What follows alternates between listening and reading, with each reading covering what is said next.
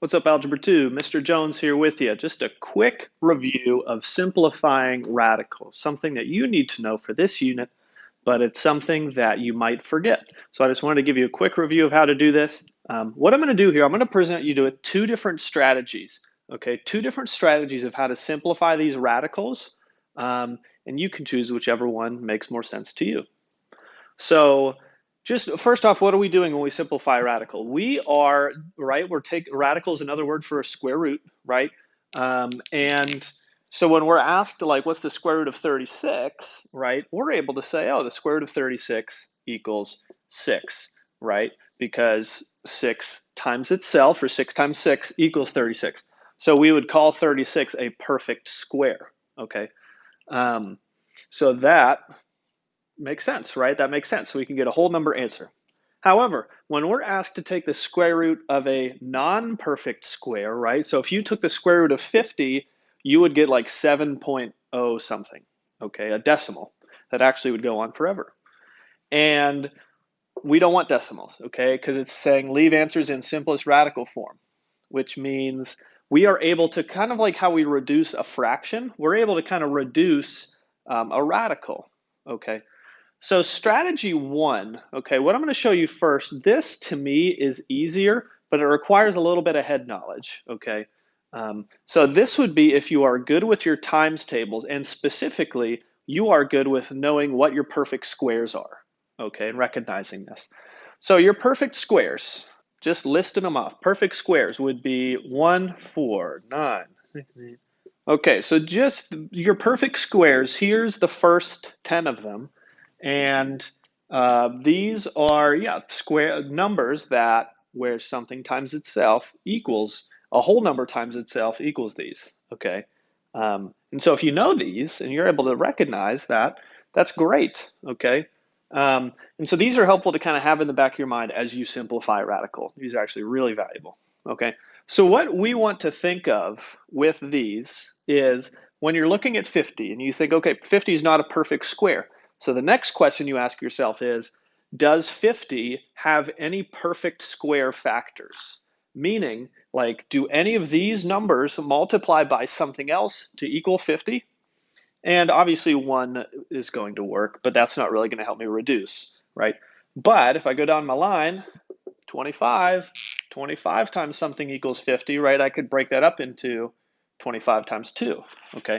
So what I'm actually doing, let me rewrite because my list is in the way here. So what I'm actually doing is I'm kind of breaking this up. I'm allowed to say, okay, the square root of 50, that is equal to the square root of 25 times the square root of 2, okay? So if you took the square root of 25, right, 25 is a perfect square, right? So I can say, okay, the square root of 25 is just 5 without the radical above it because I'm actually taking the square root of that part of it, okay? But the square root of 2, that's not a perfect square, right? So I'm leaving that part in the radical, okay? So that's what simplifying a non-perfect square radical will look like. You'll have a whole number multiplied by a smaller number in the radical, okay? So that is my simplified radical of this, okay? 5 times the square root of 2, okay? And you can check in your calculator too, right? If you did 5 times the square root of 2, you would get that same like 7.0 something that you got with times the square root of 50. I'll do one more like that, and then I'll do 108, the big one, the different way, okay? So 32, you think, okay, 32, which of these perfect squares multiplies to get 32? And there's a couple, right? You could say 4 times something is 32, right? You could say 4 times 8, but there's an issue there, okay? Kind of like if you were asked to reduce 4 over 8 and you said, okay, yeah, that reduces to 2/4. You'd be like, okay, that's true, but it's not fully reduced. You could reduce it again to 1/2. And it's kind of the same here, where like, okay, that would help to make the number in the radical smaller, but there's actually a bigger perfect square that you could say, right? Doesn't 16 times something also equal 32, right? Yes, 16 times 2 equals 32. So if you take the square root, right? Square root of 32 is the same as the square root of 16 times, sorry, that's a dot, 16 times the square root of 2, okay? Square root of 16 is just 4, right? And then times the square root of 2, same thing. That's not a perfect square.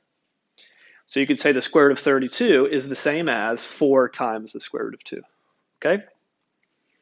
So that is strategy 1. And again, it requires you to be decent with your times tables and know, okay, know what numbers multiply to get a product or a bigger number. Okay? So that's that. Then my other strategy, and so this would be what I would say, it's a little bit more work, but it's for the kids who might be looking at that like, oh, that's hard for me. I can't get the times tables off the top of my head. Well, we're going to bust out our old factor tree, okay? You might remember these from Algebra 1 or even middle school. Factor tree is when you break down a number into all its prime factors, meaning like we break it down into as much as we can, right, without being able to break it down any further. And so what I like to do, how I start these factor trees is I look at a number like 108, okay? First question I ask myself is this an even or an odd number? And obviously it's an even number. So all even numbers are 2 times something. And I just start with that. I do 2 times what? And you can use your calculator. Do 108 divided by 2, and you would get 54. And then so 2, the reason I like starting with 2 is because 2 is always going to be a prime number, and you can't break down 2 any further. So now you just only have to worry about one of these numbers and think, okay, 54. And you ask yourself the same question, is that an even number? Yes, it is. So what's 54? 54 is 2 times 27, okay? So I got that, all right? And then you look at 27. 27 is not even anymore, but as long as it is even, you just keep going with the 2's all the way down, okay, until it either can't break down anymore or it's not even. So 27 though, yeah, 27 is not even, but I could say what times what is 27? You could say 3 times 9, right? And 3 is good too because 3 is prime. And 9, well, 9 breaks down further, right? 9 breaks down into 3 times 3. And 3's are prime, okay? And so now it can't break down any further. And so you notice I've circled the ones that are prime that can't break down anymore, okay? And now I just have this list of numbers, okay? And what some kids do, they kind of write on the side, right, just all these numbers, okay? But you don't have to do that. Just in case you did want to list them out, it would be 2 2's and 3 3's, okay? So what happens is when you have a pair of numbers, that results in one of those being outside of the radical. Basically, what happens is you'd think, okay, 2 times 2 is 4, and you take the square root of 4 to get 2, just like how we did with these. Okay, so a 2 is outside because you could take the square root of just these two, this pair, and then you take the square root of another pair, 3 times 3, so that'd be 3. So basically, for each pair in your factor tree, that would result in one of those outside of the radical. Okay, so I have a pair of 2's, I have a pair of 3's with 1 3 left over, still in the doghouse. Okay, so that 3 stays in the radical. Okay, and then you would just simplify. 2 times 3 is 6 times the square root of 3. So again, a lot of you probably learned simplifying radicals this way, but again, there's an easier way to do it if you are decent with your times tables, okay? Let's just look at a couple more things and then we should be all reminded of how to do this. Just a few more quick things with radicals, okay? Just want to cover a couple things that are easy to forget as well. When you look at a problem like this that has variables inside the radical, okay, you handle that the same way. I'm just going to make a quick factor tree with these, okay? So 8 is 2 times 4, 4 is 2 times 2. So yes, it has a pair of 2's with 1 2 left inside. So that would be 2 times the square root of 2, okay, would be how I break down just the square root of 8, okay? But here's something too. When you have x's and y's, right, with exponents, it's easy to expand that, okay? And the same pair rule is going to apply to my variables, okay? So if I have a pair of the same letter, that can come out of the radical as just 1, right? So I have a pair of x's and a pair of y's with 1 y left over. So I can say 2 with a pair of x's outside and a pair of y's outside, okay? And then that 1y is inside, okay, with the 2 that was from in there too. Okay, so this would break down as 2xy times the square root of 2y. So with variables, it's not too much harder. You just pull out the ones that have a pair of the same letter. And then just real quickly, a cube root, okay, a cube root is a little different, okay? Again, I'll do my factor tree with this one. You could also apply your perfect cubes, but not as many people know those. But so if I had 2 and 8, 2 and 4, 2 and 2, quick factor tree, okay? With a cube root, you don't want to look for pairs anymore, so you're looking for groups of 3 of the same number, okay? But thankfully, I have 4 2's, right? That would be this prime factorization, okay?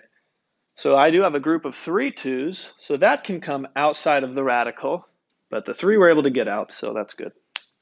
Okay, so that's just a quick review of simplifying radicals. Hope that was helpful. Now we'll get into everything else we're doing.